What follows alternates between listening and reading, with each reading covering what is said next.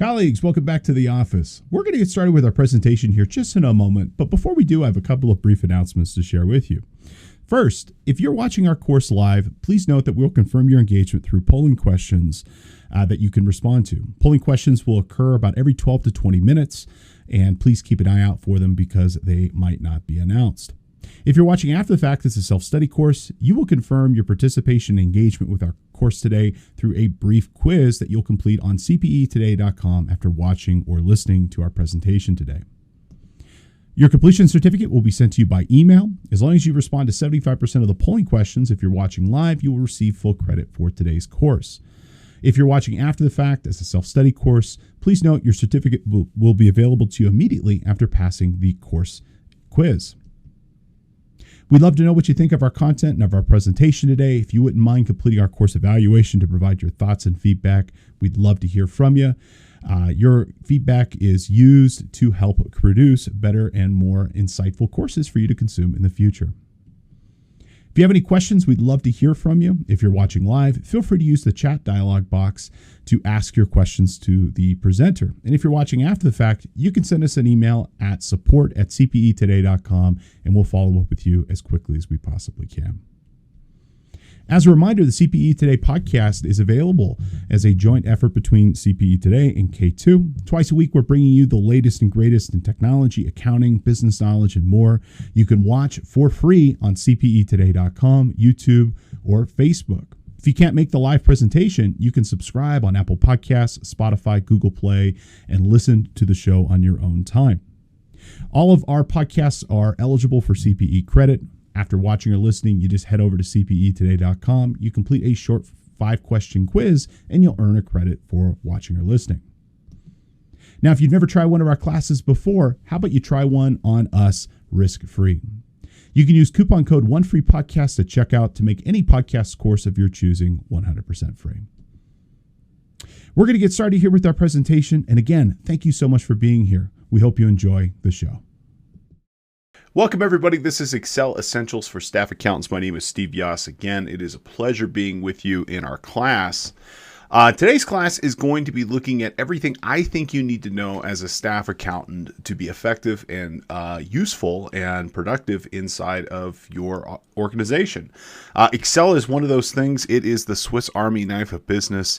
It's one of my favorite metaphors to use when discussing this application because it really can be and serve so many different incredible purposes for your organization. Everything from producing financial statements and doing detailed analysis to just being something for scratch work and figuring out and just doing a quick and dirty, analysis to figure out profitability or figuring out what inventory you should purchase or carry in the coming year and more.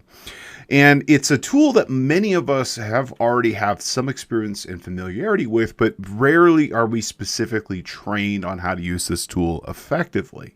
And so we kind of just learn on the job, and most of us pick up things from other people, but we don't ever kind of learn what those essentials might be, and what we could essentially do inside of this application at a ground level to really kind of be effective and powerful in this application. And what this class is aimed at is really kind of aimed at providing that deep level of foundational skill within the context of using Excel to give you the insight and the skills necessary to not only just be able to use this application, but to really use it effectively.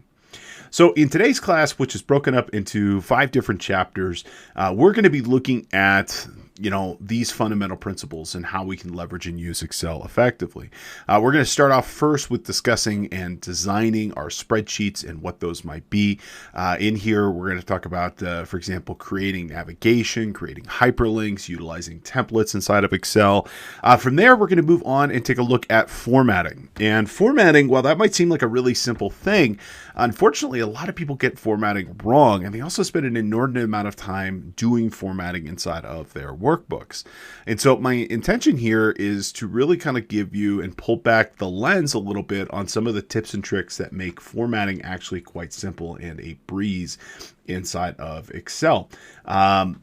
I see accountants for the most part spending way too much time formatting their workbooks, when in reality it's actually quite simple, especially if we use some of the built-in features and functions like styles, whether it be pivot table styles, and more.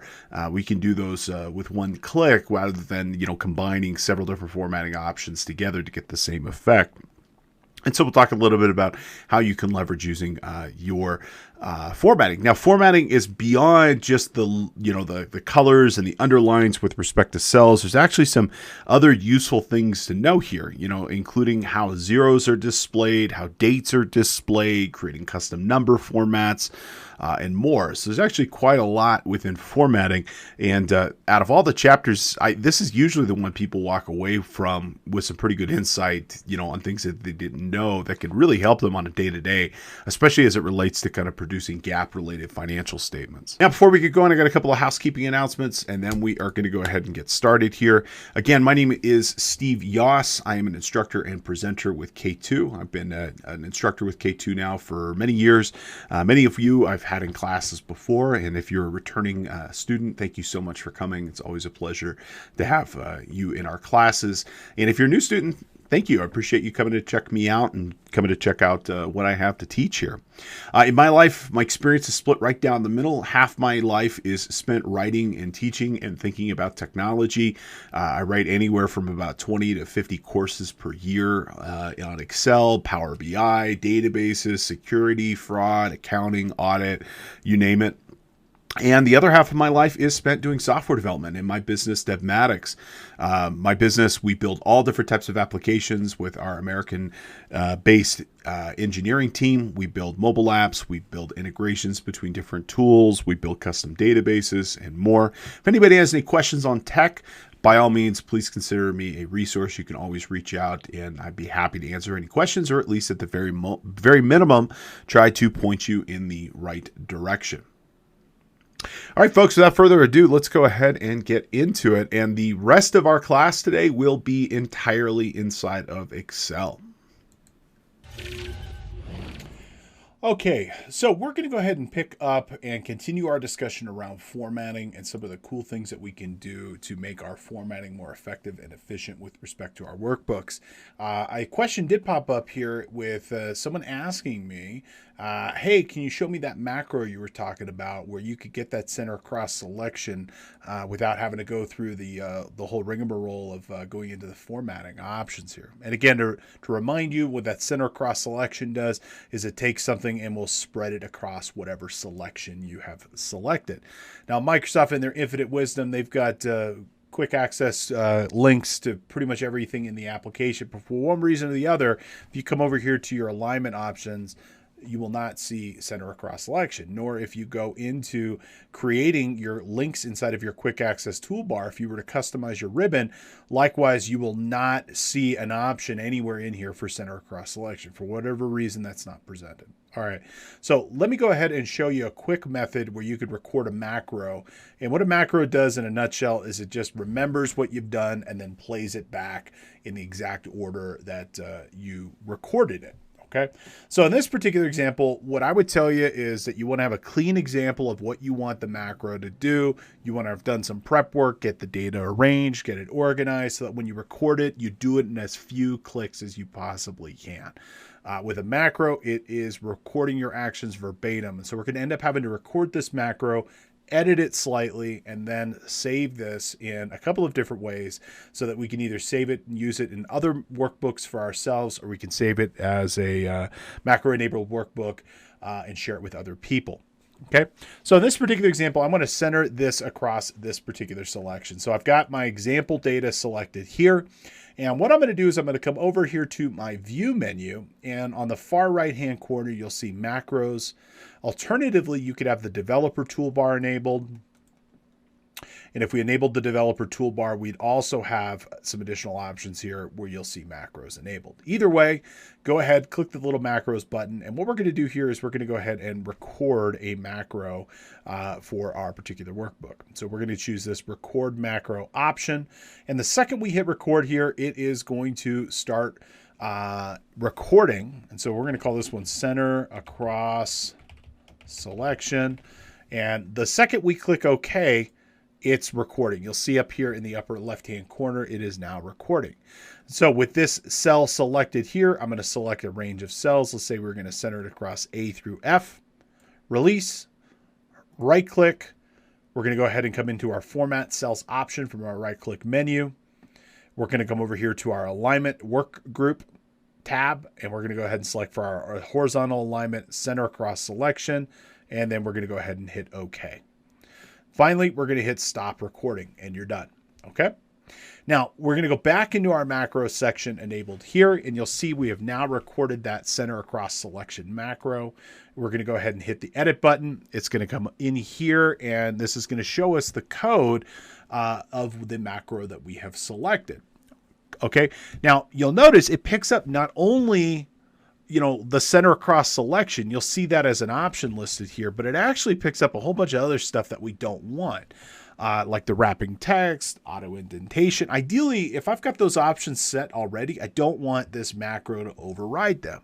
And so we're actually going to make two modifications. We're going to go ahead and remove all of these unnecessary things. And then we're also going to remove this guy up here that says range A through F select.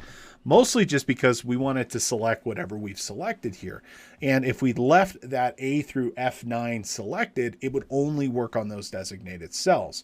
But here, we're just going to end with a macro as simple as this that just basically says, hey, when you got something selected, just go ahead and merge whatever's the leftmost cell across that selection. We're going to go ahead and close this, close Visual Basic, and then now we've got that macro selected. And if we selected another group of cells here, okay, and we come back into our macros section and we run that macro, it will now run that macro across whatever we selected. And whatever the leftmost cell is going to be the thing that's ultimately centered across that particular selection.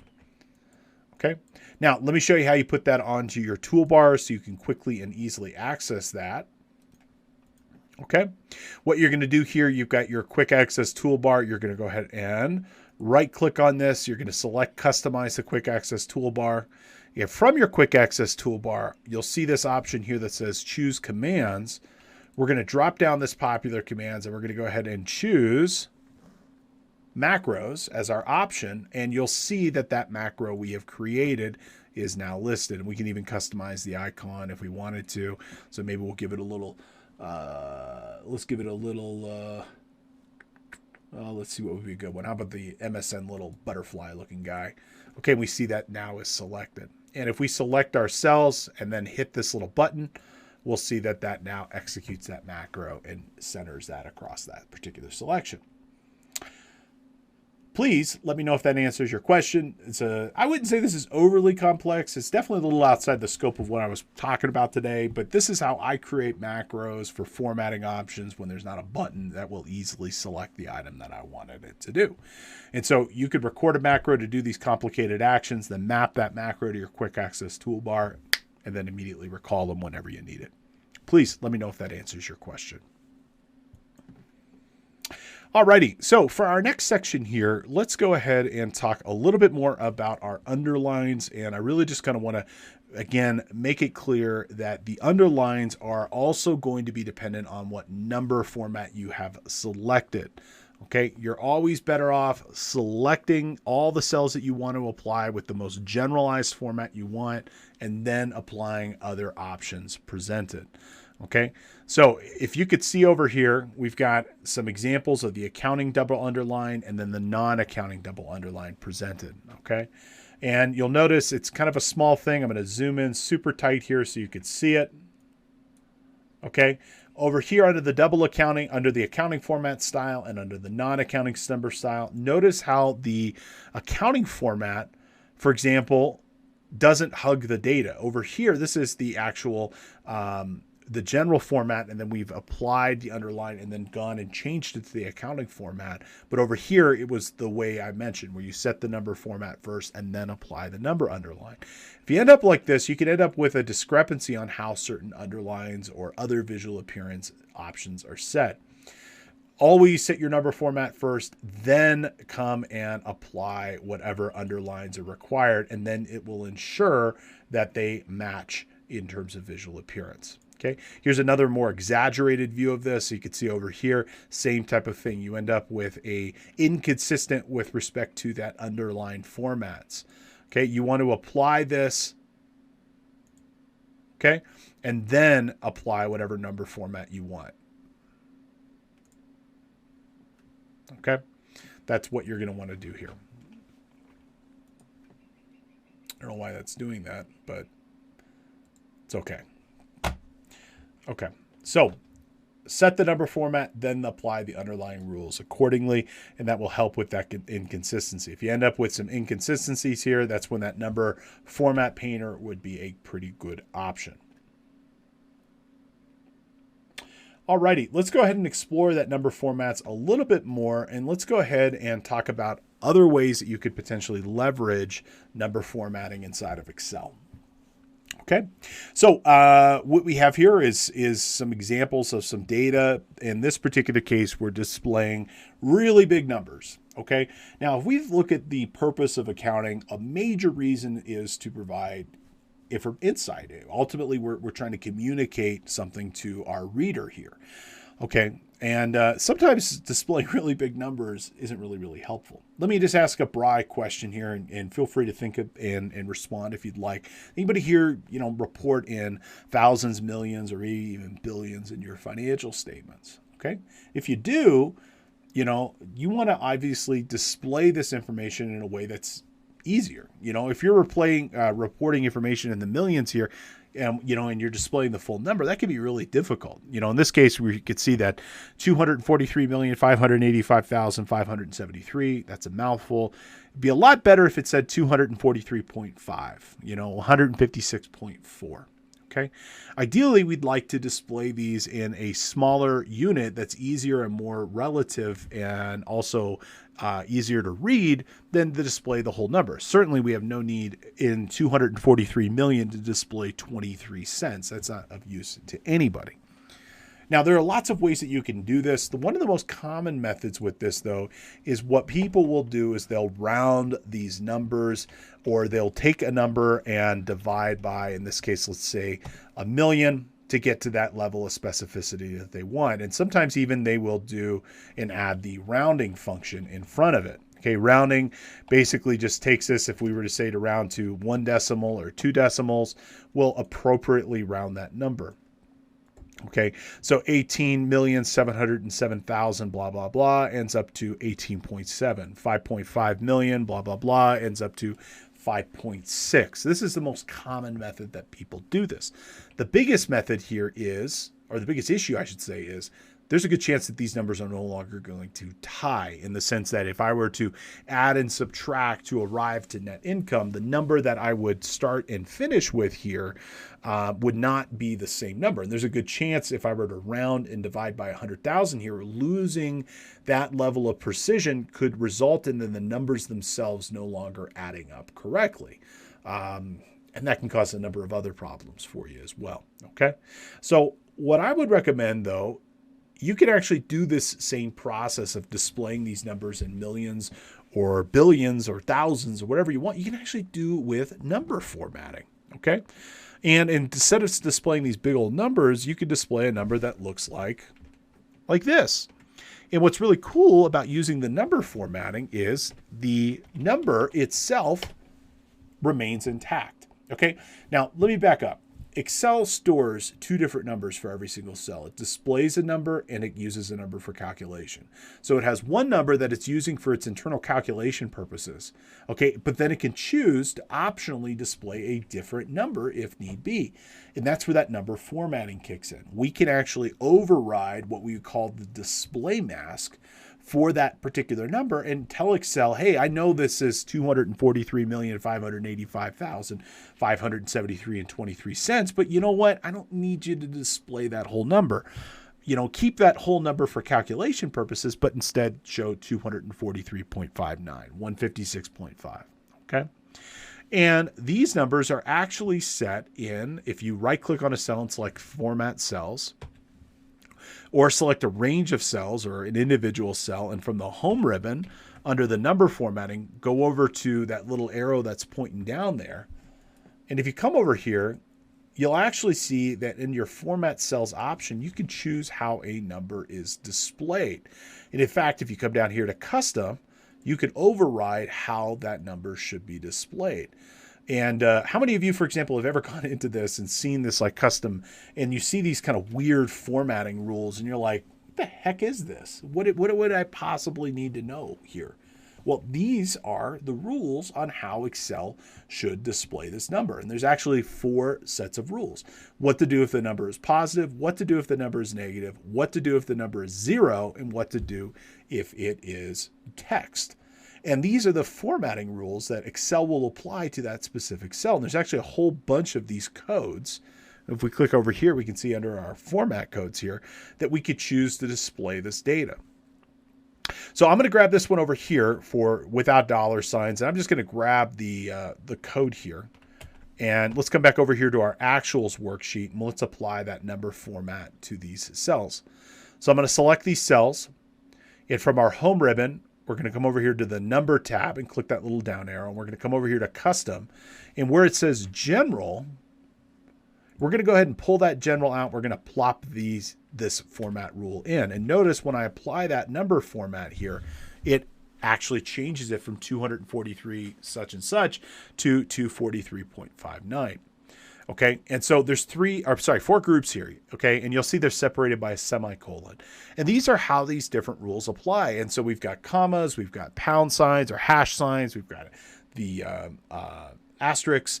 These are specific codes, and to answer a question that I usually get, no, I don't know all of these off the top of my head. I go look them up every time I need them. I just know that this is something that exists.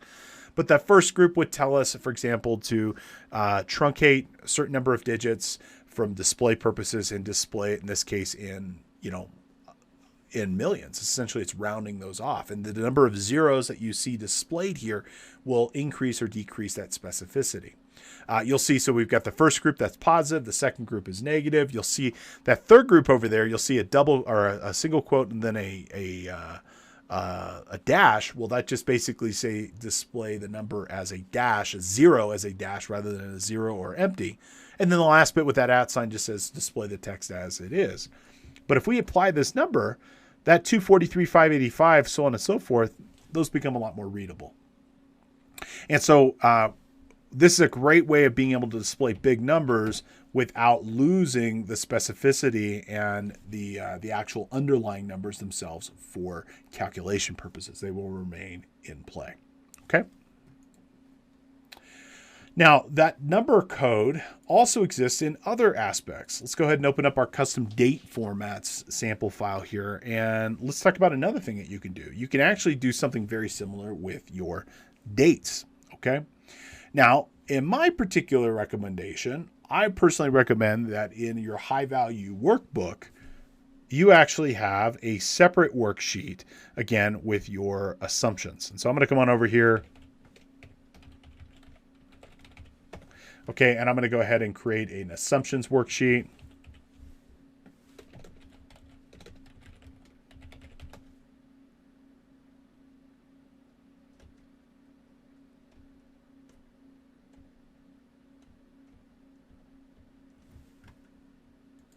And from this, what we're going to end up doing here is that we are going to leverage creating an assumption, and then I'm going to show you how I would use this.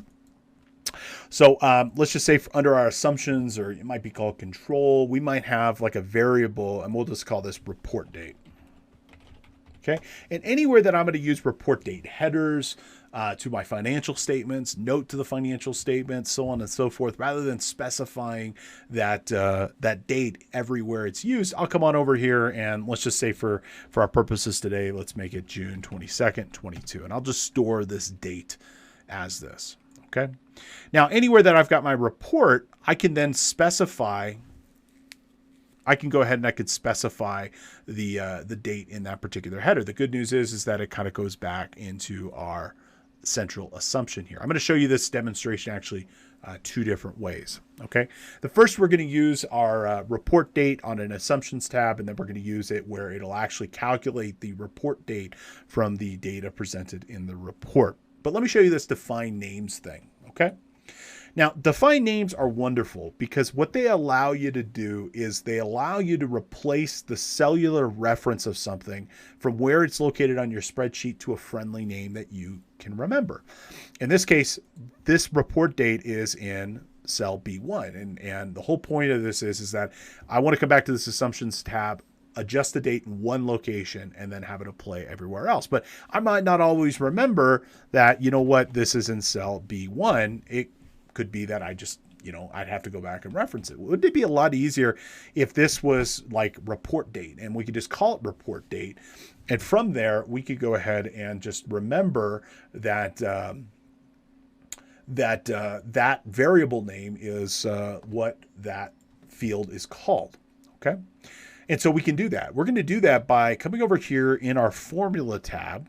Sorry, not in our formula tab. I'll show you that here in a minute. But on our ribbon, like down here in our formula editor, this guy, over here on the far left, you'll see that this cell is called B1. Okay.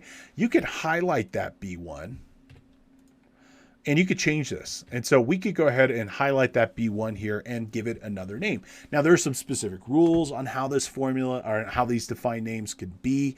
For example, they can't reference a specific cell. Like you couldn't, for example, have something called tax 2022. Like I couldn't call this cell tax 2022. Why? Because theoretically, if I had a big enough workbook, I could have a column TAX and I could have a row 2022. So there are some specific rules, but for the most part, it's pretty easy. Just make it an alpha character as your first character and make sure that it's not something that could be misinterpreted as a position in this workbook. So for here, I'm going to go ahead and change this from being cell B1, and we're going to call this report date like that. And you'll notice the second I hit enter here, it is no longer B1, it is now report date. Anywhere else inside this workbook that I want to reference the report date, I can go ahead and do equals report date.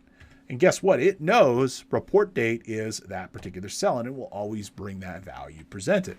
And anywhere I go to write a formula, you'll see instead of, sheet 1 or assumptions 1, cell B1 here, it'll actually say report date. And it makes writing these things a heck of a lot easier and a lot simpler to be able to do. So on my assumption sheet, I will specify my report date. And then let's just say over here, we were going to go and create a header.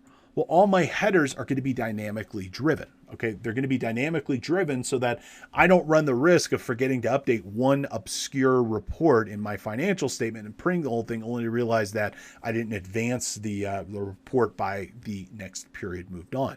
By setting these all in that assumptions, I've made it simpler, faster, and easier. I update one place and all of my headers are now correct. So we're going to come over here to cell, in this case, A5, and we're going to go ahead and just simply write like for the period ended, and then we're going to reference our report date. So we'll do equals, and anytime we're dealing with text inside of Excel, we're going to use that double quotes. Double quotes always holds text inside of Excel.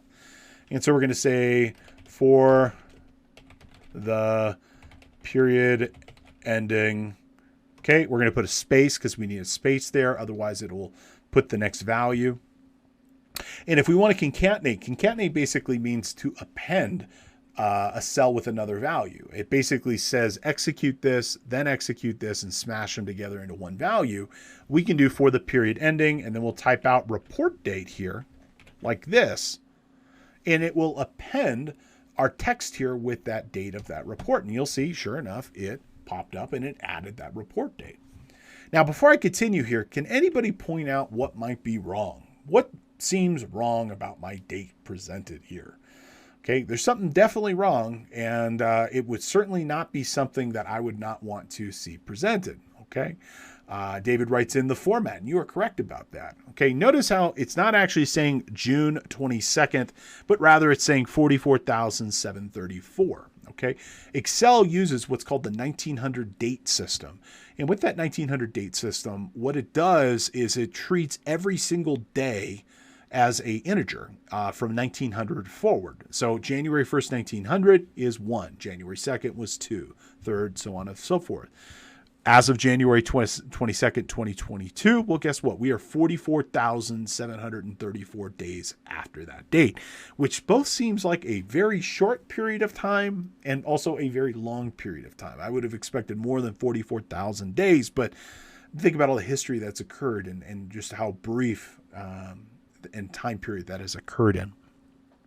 And so we actually need to tell Excel, hey, you know what? I know you want to display this as an integer, but we actually want to display this as text instead. And so what we're going to end up using is we're going to use the text formula in conjunction with our defined name here. And we're going to tell it, hey, treat this as text, and we're going to give it the value and then also the number format that we'd like to treat it as. So we're going to say our text function here, text formula takes two values, two arguments, the value, and then how you'd like to see it presented. And so in this case, our value is the defined name of report date, and then our report text will be the formatting codes. Now, the formatting codes for this are really simple. M for month, D for day, Y for year, H for hour, M for minute, S for second. And you could specify anything you'd like it to be. And you just literally give it an example of what you'd like. So if I want to spell out the full date, June 22nd, 2022, with the full name of the month, the two-digit day, and then a four-digit year, it would look something like this. MMMM, 4 M's, DD, comma, YYYY, like this. And then that's how you get that to pop up correct. Okay. So if your balance sheet, income statement, fantastic. You've now created this so it's correctly period driven. It's dynamically driven. Okay, the end of the year rolls around. It's 12/31 here. We update one place in our Excel workbook with the correct date. And all of our other reports that are looking for that date are going to one location. Now, at any point, I can double click this and look how simple this is to audit the purpose of this formula. I can see here, and I'm not trying to guess what the heck was in cell B2. I can see that it's the report date and it's set to the correct period. Okay. Now with this, you could set this to be whatever you want in terms of the formatting. If we wanted to do something more abbreviated, we can do MM, DD, YY. Guess what? That turns into a two-digit with a slash. We could take out the slashes. We could do a period. If we wanted to, it would do it that way. Whatever number format we'd like to see presented, we can do so. The takeaway from this is three things. First, centralization of your assumptions into a separate worksheet so that you can update them in one location. Two, using defined names rather than cellular position makes the auditability of this workbook a lot better because we don't have to see the position of where something is, but we can rather just see the name of whatever is presented. Okay, and three is that we are creating this to be, we're using the concatenation where we're creating this to be formula driven, and it creates this where we write the text we'd like it to be, and then it goes and grabs a dynamic variable. Okay. Alrighty.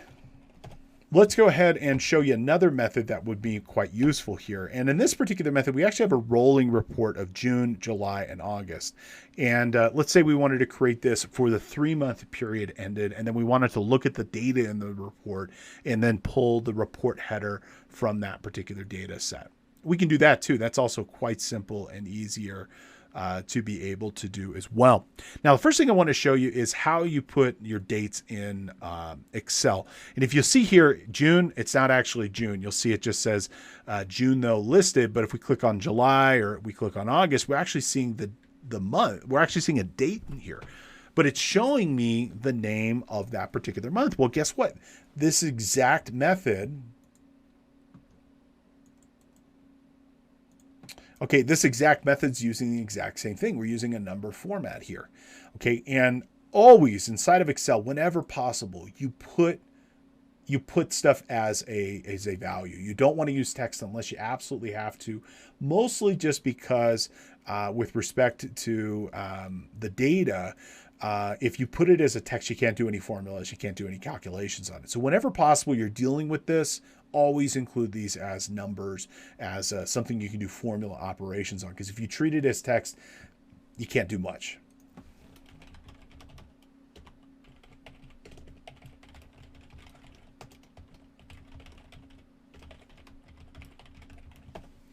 Okay, so in this particular example, what we want to do is actually change this from saying 6/30/2016 to June, July, or August. What we're going to do, simply right-click on this. Okay, and with respect to this, we're going to go ahead and select Format Cells.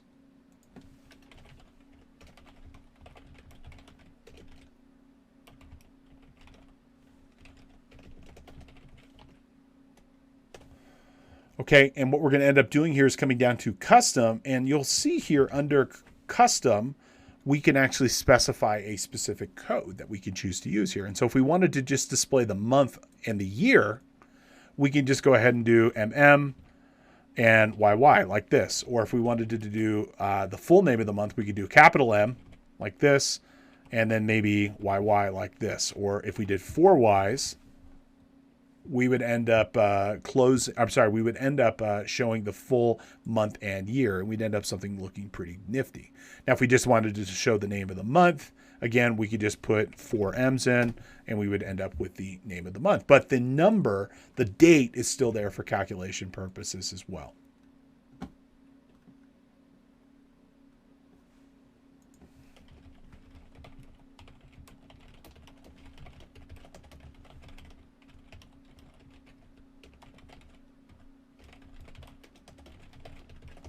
Okay, so now what we can do is we can now, because we have these as dates that we can actually do calculations on, we can write a dynamic header that will fetch the, let's say for the ending period here, the longest date in this range. And so we'll do something similar. We're going to go equals. Okay, we're going to type out for the 3 months ended. Okay, we'll do another space, so we have a space there, double quotes, and then we're going to go ahead and point it down here. Okay, and we'll get that same issue. We'll deal with this with respect to this. Now, the only problem is that this assumes the longest date is going to be whatever is on the rightmost, which is probably sufficient 99% of the time. We can actually gust this up a little bit further, though. We can actually throw in the max function here, point it to this entire range, and it'll pull whatever the biggest value is. In this case, always coming over here to August. But if we were doing a rolling report where maybe August moves over here and then we got September, so on and so forth, well, we can use that max function. It'll pick whatever the biggest value is. Now we'll throw that with the text function. Okay, and we'll do DD like this. And now we've ended with a great report that will always be up to date. Now, if we change this, let's say, let's go to 10/31/22. Well, guess what? Our header will update appropriately. So we don't always have to specify the ending here. It can pull whatever the largest value presented might be. Okay, so now that you know a little bit about with respect to your dates, and how you can stylize those, that text function is fabulous because it will always ensure that you are getting the exact format and the exact presentation that you'd like it to be.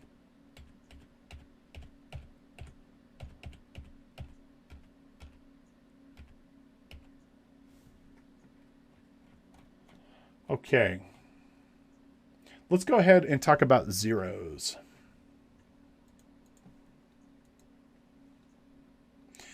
So we're going to open up our zero example here, positive and negative zeros.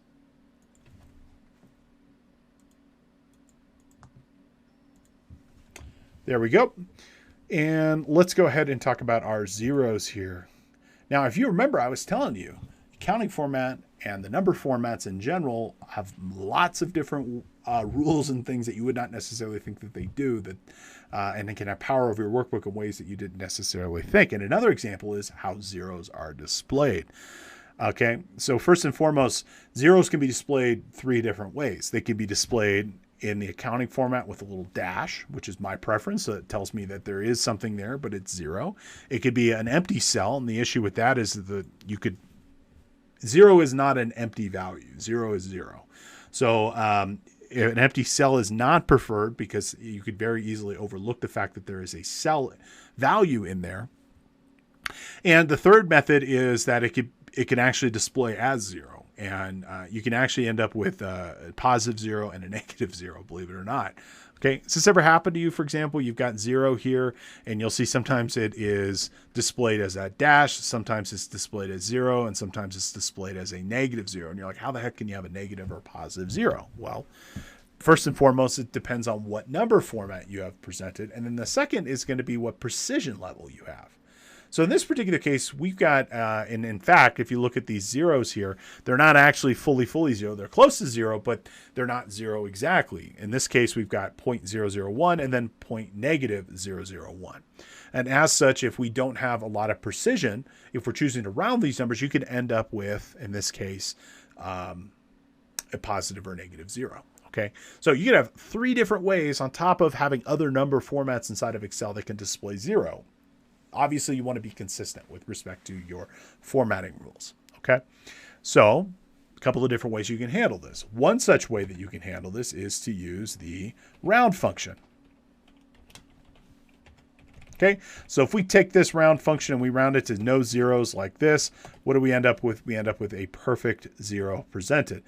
Even over here under our negative, we'll see that that is a perfect zero. Why? Because the round function, it's like a guillotine, just chops off exactly where it's supposed to be. And if this case is 0 digits, well, 0 digits is what you ask for, 0 digits is what you get. Okay? Adjusting your precision that's displayed as an example here, that's not going to get rid of anything unless you tell it to only display 1 digit or 2 digits. If we go ahead, we tilt around to 2 digits here, even with that round function, you'll see it still pops up as 0 because in this case, that 3rd digit is not, it's the one thing that's getting rounded off. All right, I'm going to show you another feature inside of Excel.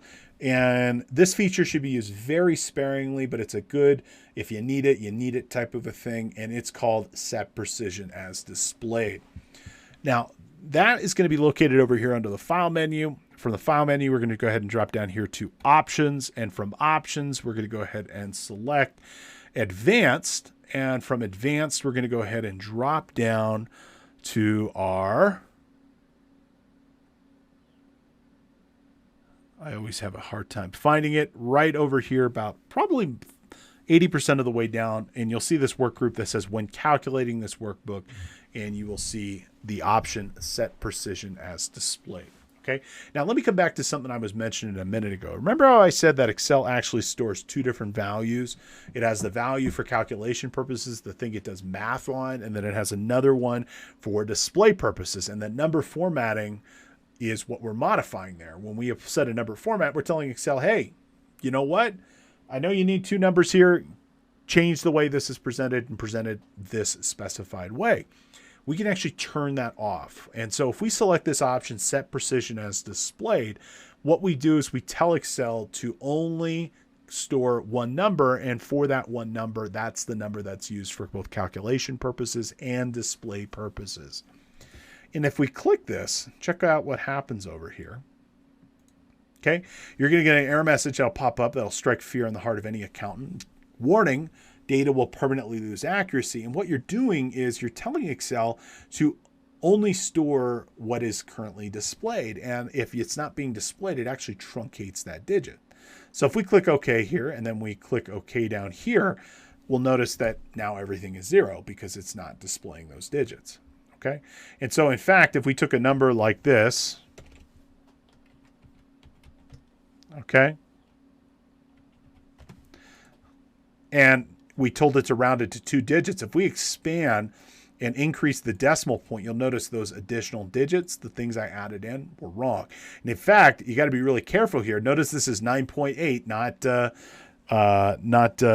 10. Okay, if we decrease the amount of precision here, watch what happens. That 9.8 goes to 9.9. And if we continue rounding it down, it goes to 10. And if we increase the specificity, that data is lost. Okay.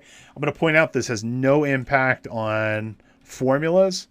So if we had a formula over here and we increase or decrease specificity, so if you're storing something with a decimal point, with a equal sign in front of it, will not impact it. It only impacts calculated value, or it only impacts provided values, not calculated values.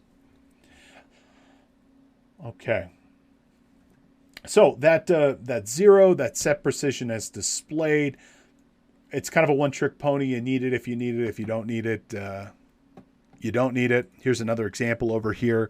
Okay, in this particular way, we've got 2 plus 2 equals 5. You'll see, again, a lot of this has to do with the precision of the decimals. In this case, we've actually got 2.25 2.25, right? So 2 plus 2 should equal 4. We can actually make that equal 5 because, again, we've got this additional data, but the additional data is not being displayed. If we turn on that set precision is displayed, we'll always ensure that we end up with the correct digit presented. Okay, so something to consider. All right, let's go ahead and take a look, talk a little bit about our conditional formatting. And I already spent a little bit of time and I mentioned where this was, but let's go ahead and explore this a little bit further, because conditional formatting is something I think most of us are at least familiar with a little bit, but with respect to the way it operates, I think most of us just scratch the surface with respect to how this incredible feature is used. Now, conditional formatting can be really, really effective for conveying information almost in like a quasi dashboard. Now, there are a lot of better tools to create dashboard reports than Excel. Excel is better than nothing, though, and it's often the tool most of us have at least some familiarity with, and it's a great way to get started. I would tell you that if you're looking to do more dashboard reporting, you should get started with Power BI. And in fact, leveraging Power BI is great, because if you already have some Excel knowledge, walking into Power BI is actually going to be quite simple. It's a very approachable tool. And out of all the business intelligence and reporting platforms that are out there, in my opinion, it's the best for a lot of different reasons.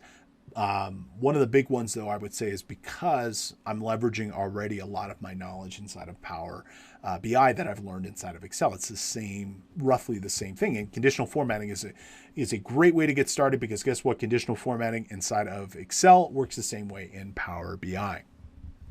Now, conditional formatting is going to live over here under the home ribbon, under our styles section, smack dab in the middle here. And let's talk a little bit about some of the really cool stuff that we can leverage with Power BI. Okay. Or sorry, not with Power BI, but with conditional formatting. So with conditional formatting, you should know that it is a discrete thing, meaning it applies to selected cells. It applies to whatever cells you choose to apply it on. In this particular case, we actually have 3 different sets of data presented inside of our workbook. Okay. We have our raw data, which is going to be cells B8 through M20. Okay. That's data set 1. Then we have another set of raw data, another set of data, which is going to be column N over here. It's going to be our horizontal totals. And then we have another set over here at the bottom on row 22, which are going to be our vertical totals.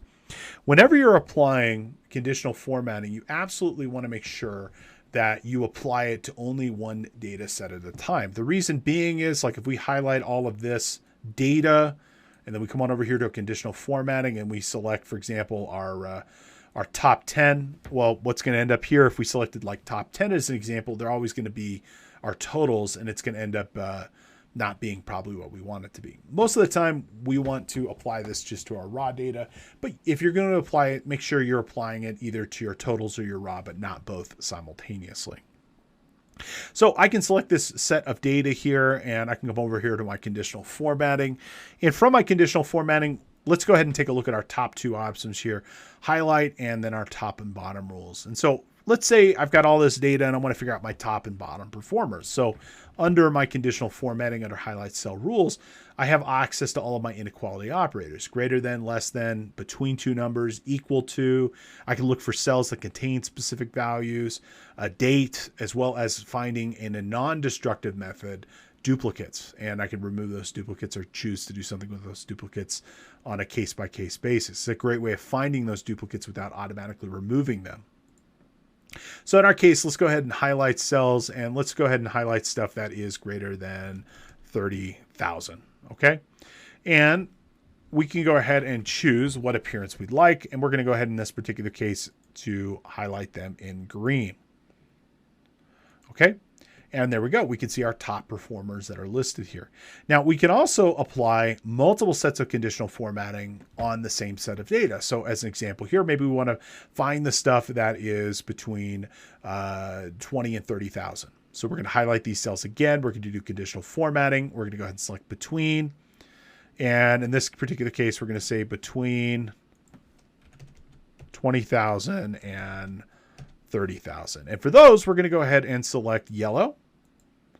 And we'll do one last one over here, conditional formatting, highlight cell rules. And we're going to go say less than, and we're going to say less than 10,000, make those red.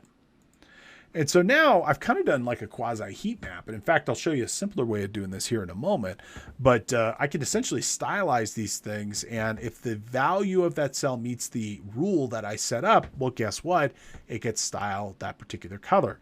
And if a cell gets updated, because we're working with dynamic data here pretty regularly now, folks, well, guess what? If that value gets updated, let's say it goes to 35,000 here, okay, it will auto apply any changes. Will auto apply whatever formatting rules that it comes to. Okay.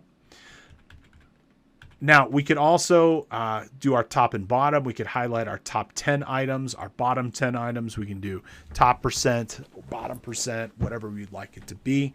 Those are pretty easy in terms of being able to specify. And we could say top 10%, 5%, bottom 20%, whatever we would like it to be.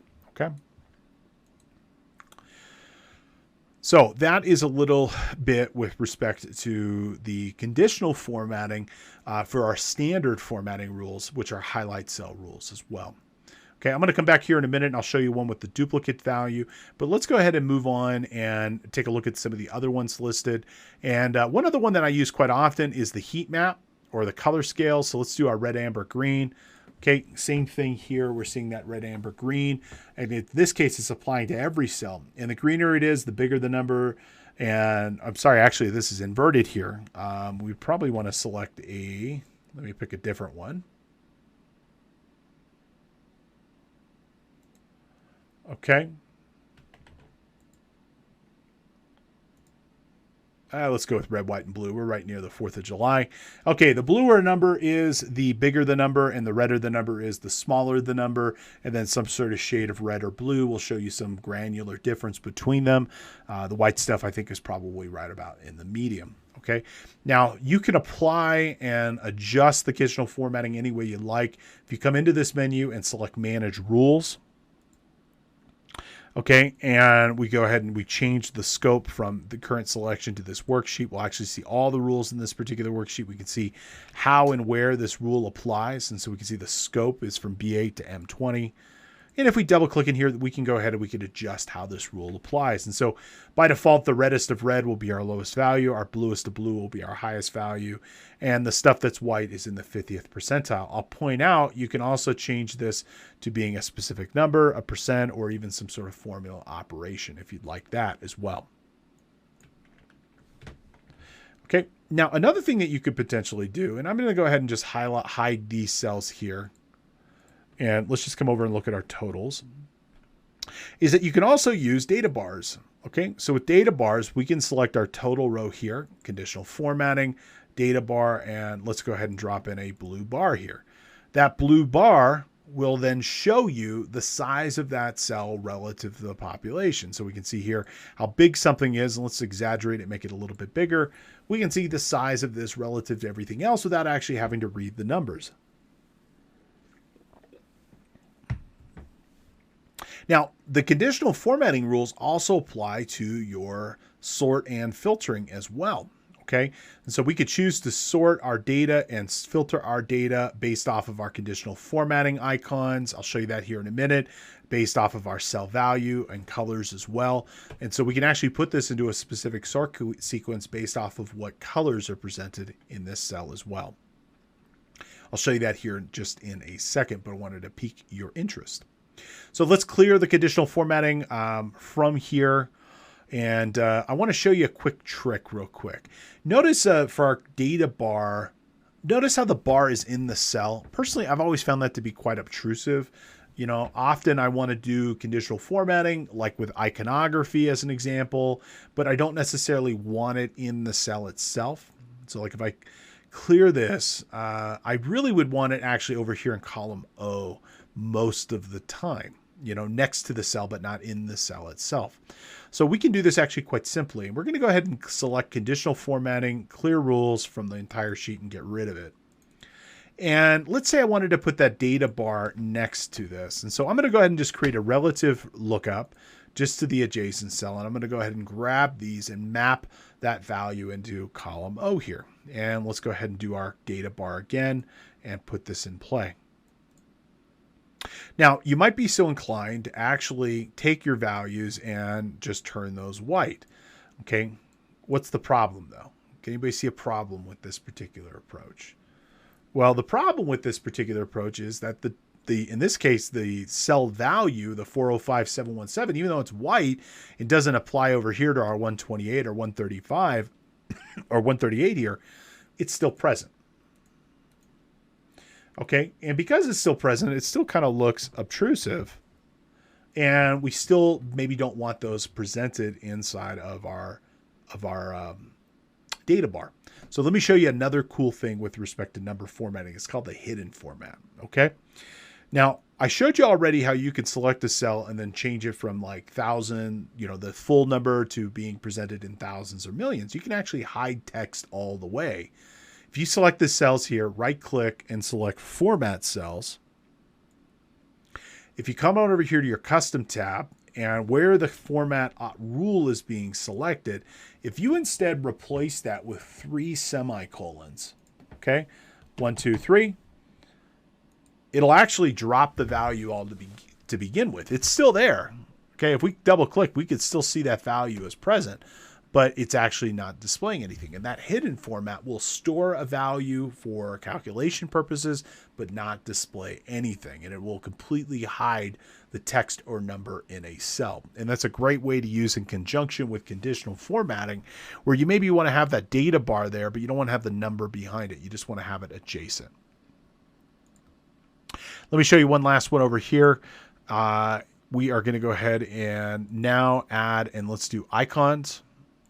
Okay, same thing. We can go ahead and apply those icons. And because we're using that hidden format, when we hide that data, it is not there. It's just going to display the icon in this case. Now we can always come on over here and we can sort and filter. If we sort this, let's say column O here. I should have put a header in, but oh well. We could choose to, for example, sort based off of the conditional formatting icon. So if I want to put my green stuff on top, well, guess what? It will sort and put those greens. And we could certainly have multi-levels of sort as well. Okay. So super, super useful. Conditional formatting is a useful tool where you want to create your specific visual rules and appearance based off of that cell's value. Well, that is the best way of being able to do so. Okay, let me show you one last thing as it relates to conditional formatting. And that's going to be finding your duplicate values. Okay. Now I could think of 5 different ways of getting duplicates out of a Excel workbook. Okay. And duplicates, I mean, can cause real issues, especially as we're talking about with respect to lookups, duplicate values. Ideally, you don't want them there because the lookup's going to get confused. Do you want the first one? Do you want the last one? What if there's more than 2? Which one to get? And then sometimes also for like assurance purposes, like if we're doing a register, check register, we want to double check to maybe see if there are duplicate checks that have been issued. Okay, so duplicates, whether you're doing it just for standard Excel workbook or you're doing it for some sort of assurance, I mean, you're going to want to know if they're there. And so I can think of 5 different ways of getting duplicates out. A couple of the major ones. Okay, first you got to determine, do you want to do a destructive method or a non-destructive method of removing your duplicates? A destructive method would be coming over here to the data ribbon and selecting this remove duplicates. And let's say we remove our duplicates solely based off of the check number. What this will do is it will remove any duplicates that are found. So in this case, it found 3 duplicates in a 183 unique values state. Depending on my needs, I might not care about our duplicates. I could just dump them if I just want to get a listing. Well, in this case, if I'm trying to, audit this checkbook and I want to see if there's any duplicates, if I just straight up remove them, I might not know what the correct value is. And I might not be able to determine that because it's a destructive method of removing those checks. Okay, I could use Power Query. That's another method that I could use where I could find those duplicates and remove them as well. I could also come over here. Most people don't know this. Under our sort and filter options, you'll see there's an advanced menu group. And if we click this, we can actually tell it to just get our unique records only, and it will only filter down to the unique records, leaving any duplicates. And the last most common method is the other method. I could use a macro. That would also work really well too. But let's just say I wanted to look over here under my numbers column, and I just want to see if there's any duplicate check numbers. And so what I can do is I can select this column here, come on over here to my home ribbon, select conditional formatting from our home ribbon here, and then select highlight cell rules and select duplicate values. And if it's a duplicate, we can say color it light red with dark red text. And in doing so, we can see here, hey, really quickly, there's 2 check 101s. In fact, we can go ahead and sort this or filter this to only show us like red cells. And so we can click here. I showed you sort earlier. If we show filter now, we could just filter down to by color. And in this case, it's just going to filter down. And we can see there's 3 check 101s and 2 checks 196. And we did this in a non-destructive method. I would tell you from an assurance perspective, this would probably be where I would go and grab the check register of the canceled checks and then actually go look at check 101. And hopefully it wasn't issued 3 times, but I want to go see the actual check 101 and what it was written to. And so finding those duplicates using conditional formatting, pretty simple way with respect to finding those duplicate values without deleting them unnecessarily. This concludes today's presentation. As a reminder, if you're watching or listening to our show on YouTube, Facebook, or elsewhere, you can earn credits by going to cpetoday.com and passing a brief 5-question quiz. If you're a new watcher or listener to our show and you'd like to earn a credit, you can do so for free by using coupon code ONEFREEPODCAST at checkout. You can make today's class or any other class of your choosing 100% free with this code. Please consider reaching out and connecting with us on social media. You can subscribe to our channel on YouTube. You can follow us on Twitter. You can like us on Facebook and more. Feel free to leave us a comment. Also, please consider subscribing to our show wherever you happen to receive your content, including Apple Podcasts, Spotify, Google Play, and others. Thank you so much for being here. We look forward to seeing you back at the office the next time around.